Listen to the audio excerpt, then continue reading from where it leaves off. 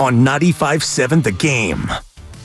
All right, Evan Giddings in for Daryl the Guru Johnson. Guru will be back tomorrow. I want to get into this Joey Chestnut thing because I swear to God I find it fascinating. I've never had a Nathan's hot dog. Really? And I never will now. It's actually pretty good. I'm sure it is, but I will never have one. They have officially stuck it to Joey Chestnut. And I swear to God, like, it's radio strong, but I feel strongly about this. So let me explain. Well, it's a joke. That they're not that he's been banished from the Nathan's hot dog eating That's contest. correct. And let me explain what's going on. So Nathan's holds the most famous hot dog eating contest on July 4th. The only one, yeah. But no, there are others. There's a Major League Eating League now. Nationally televised. So anyway, Joey Chestnut dominates, but he just it's named Nathan's hot dog eating contest. And they serve Nathan's hot dogs. And he goes there and he wins most of the time. It's just called Nathan's. He gets an appearance fee and like a couple travel expenses, but it's just called Nathan's and he wins. Okay. Enter Impossible Foods, a plant-based burger. Also good. They endorse him, or he endorses the product and they sponsor him. So now he's sponsored by Impossible Foods, a plant-based burger. Nathan's says, we can't believe he's now being sponsored by a competitor. We don't want him in our contest. You got to be kidding me. First of all,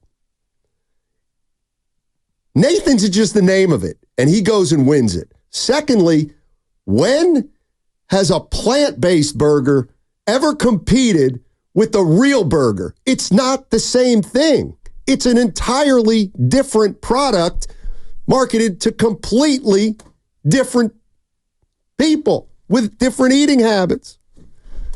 I got to tell you, I think they're doing Joey Chestnut wrong. I don't think it's fair. I don't think they're doing him right, but for different reasons, actually. Like,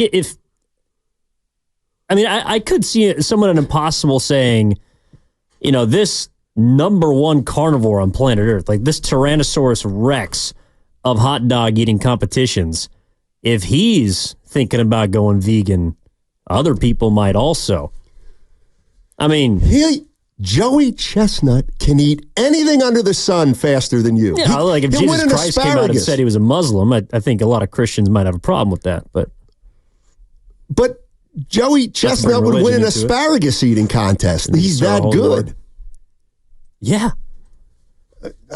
Anyway, the other thing is that, and here's what I like about Chestnut. He's trying to stick it to Nathan's now because he's going to eat off with Kobayashi on Labor Day now.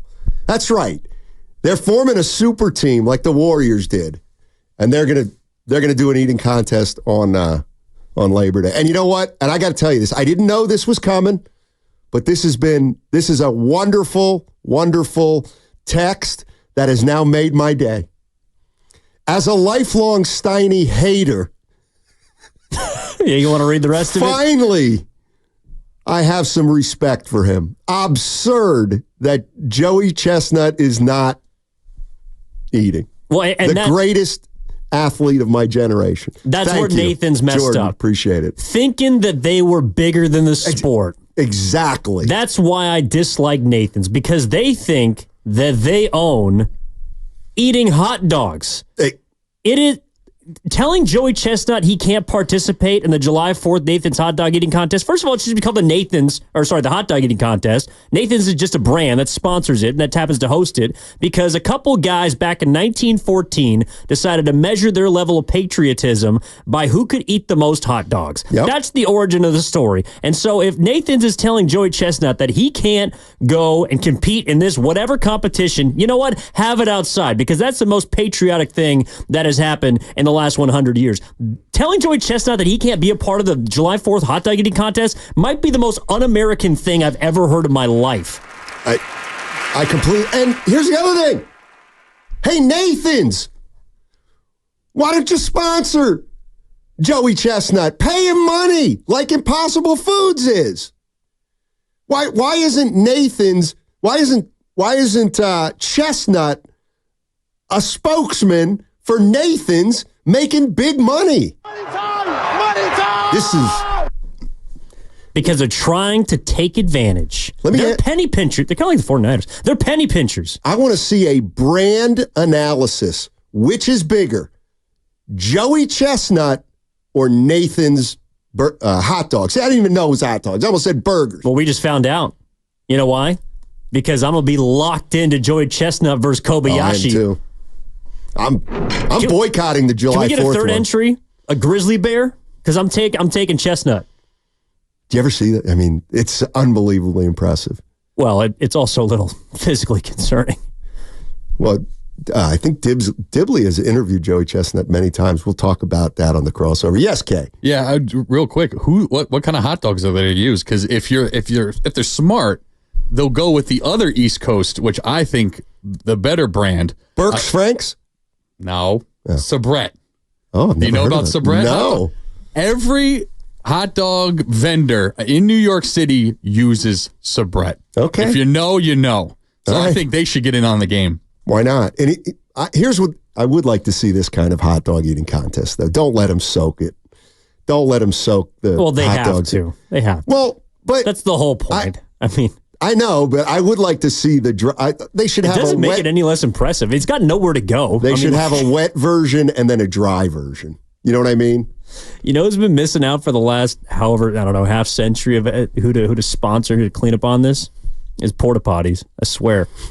They have missed a massive opportunity to sponsor hot dog because they got to go somewhere, and they can't get to a public bathroom quick enough. Bobby's in Los Altos. Hey, Bobby, what's going on, man? It's a joke. Hey, thanks for taking the call. Nathan's. First of all, thank you for finally addressing a sports topic that we can all get around. So number one, look, the competitive league of eating or whatever it's called, is obviously a very fledgling league. Their promoter, what's his name? George O'Shea, I think. George Shea. He's quite a salesman. But the fact is, it's a small league. So what are they supposed to do? Anger the title sponsor of their most famous eating competition? So I guess I can't really blame them at all doing whatever Nathan says or whatever the league says. And so, it's unfortunate, but Joey Chestnut, if he signed with Impossible Foods and the title sponsor of the most famous competitive eating competition doesn't want them, of course they're going to side with that sponsor. The other thing is, I think Joey Chestnut, I believe, represents a 408. I think he's from San Jose. Yeah. Yes. Along with, I think, Matt Stoney, who is also a competitive eater, also is there as well. And then, you're right. I will take one exception. The whole point of Impossible Foods is to be a meat replacement. So as a connoisseur of fast foods, I've had quite a few Impossible Whoppers. And, they're pretty good. They're pretty tasty. Now they cost more than a normal Whopper, so I can't do those economics anymore. Got you. See, Bobby, I appreciate that. For example, if I would allow Joey Chestnut to sign a contract with Bison Burger, if it's not Nathan's all beef, it's not the same product.